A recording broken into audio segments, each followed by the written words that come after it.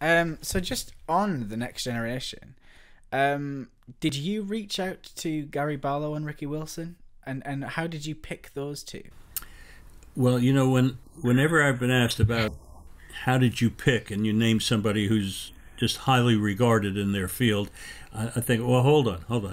I'm not picking. I'm not going to you and say, you lucky chap or you lucky lady, you are now assigned to play this. It's nothing like that.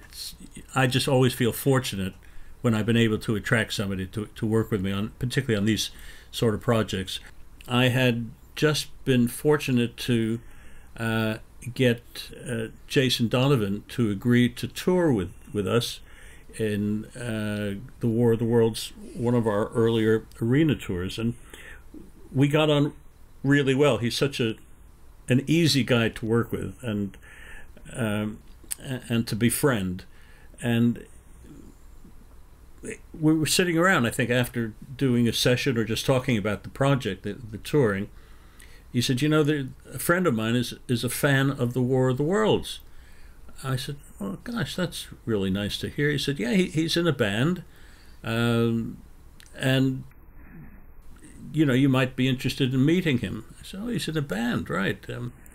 Would it be a band I know? And he said, well, maybe. They're called Take That. So at that point, I did take that, but my goodness, wow, like being smacked around the head.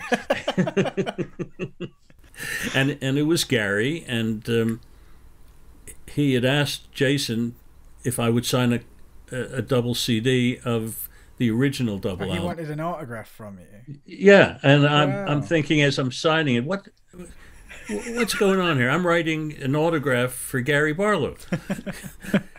That was the bottom line of it. And eventually, I was given Gary's email address and introduced myself. And I said, look, I understand you know the War of the Worlds, and I'm doing a new generation recording, and it's the part that Justin Hayward originally did on the original. It's the sung thoughts of the journalist, which meant, in terms of the name of the character, whether it's the touring or it's the double albums, when the journalist goes into more of a personal thought, it turns into a singing role. And when it's on tour, it's a physical part that role becomes. And Gary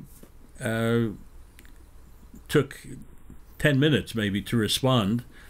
We were having lunch a few days later, and he was on board just as quick as that. And it was like with Richard, I thought this is going to take, two main songs, harmonies, counterlines, whatever it was going to take. So I allocated, I think it was about 5 or 6 days. And I'll never forget that we had all this, as we always do with everybody, just even in the studio.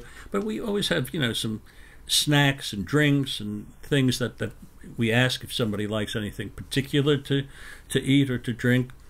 And so there it is in the little kitchen in my studio, stacked high, all the stuff that we think he's going to enjoy. We will eat some of and drink.